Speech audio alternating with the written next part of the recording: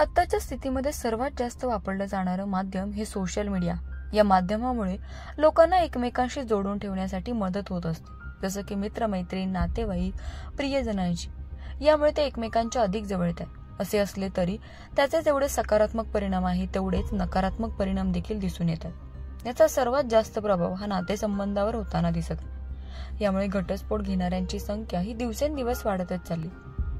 याबाबत पुण्यातील family court लॉयरच्या असोसिएशनच्या अध्यक्ष ॲडव्होकेट वैशाली चांदणे यांनी माहिती दिली. बरेचसे वाद हे कोरोनाच्या काळामध्ये वाढलेले होते. कारण कोरोना काळामध्ये वर्क फ्रॉम होम होतं. महिलांवरती कामाची जबाबदारी, घरातली कामाची जबाबदारी, कारण बायका नव्हत्या कामाला येत. त्यामुळे त्या दोन्ही जबाबदारी पार पाडत असताना खूप ताणतणाव निर्माण होत होता. एक प्रकारचं त्यांच्यावरती दबाव येत होता, कामाचा ताण होता. आणि अशामध्ये की पूर्वी म्हणायचे सगळे की वेळ मिळत नाही, तू मला वेळ देत नाहीस, की असं बऱ्याचदा बोललं जात होतं. परंतु जेव्हा जास्त वेळ मिळायला गेला तेव्हा वादाच्या ऐवजी विसंवाद व्हायला लागले.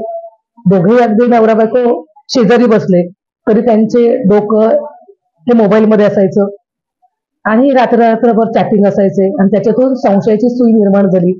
रे तू मैत्रिणीशी बोलतोय, तू मित्राशी बोलतोय, रात्रभर तुमचे चॅटिंग चालू आहेत, म्हणजे तुझ्यामध्ये काहीतरी वेगळेच प्रकारचे तुमचे संबंध दिसत आहेत.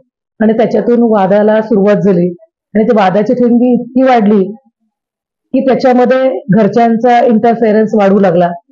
त्याच्यानंतर एकमेकांना समजून घेणं हे बाजूला तर राहीलच, परंतु इगो हा दोघांमध्ये वाढायला लागला. आणि एकमेकांना समजून न घेता प्रचंड प्रमाणात वाद हे वाढले. मग सोशल मीडियाच्या माध्यमातून जास्त ते प्रकार घडला. मग तो व्हॉट्सअप असेल, फेसबुक असेल, याच्या माध्यमातून, चॅटिंगच्या माध्यमातून संशय निर्माण होत गेले.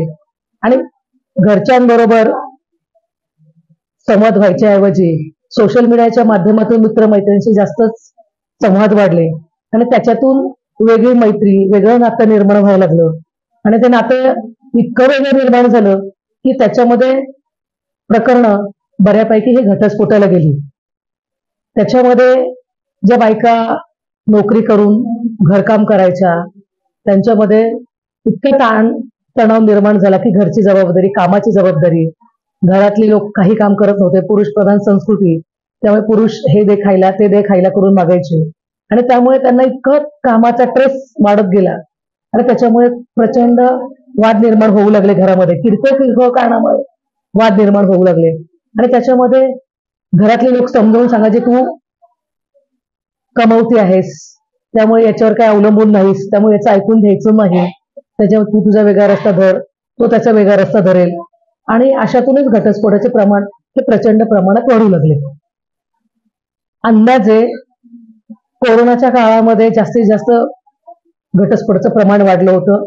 कोरोना संपल्यानंतर अगदी जवळजवळ 70 ते 80% लोक हे घटस्फोटाला येत होते.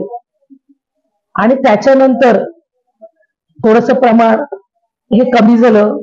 मग त्याच्यामध्ये मेडिएशनच्या माध्यमातून फॅमिली कोर्टामध्ये मेडिएशन अवेअरनेस प्रोग्राम घेतात. त्याच्यातून संसार कसा टिकेल, त्यांचं पॅचअप कसं होईल, यासाठी जास्तीत जास्त प्रयत्न केले जातात. सोशल मीडियाचा अतिवापर नातेसंबंधांच्या मुळावर आला. कौटुंबिक नात्यातील ओलावा टिकवण्याबरोबरच त्याचा गैरवापर नात्यात दुरावा निर्माण करू लागला. सोशल मीडियाचा योग्य प्रमाणात वापर केला तर नक्कीच त्याचा फायदा होतो, परंतु सोशल मीडियाच्या अतिवापरामुळे त्याचे दुष्परिणाम देखील दिसू लागले. नातेसंबंधांमध्ये दुरावा येऊन घटस्फोटाचे प्रमाण सध्या वाढत आहे.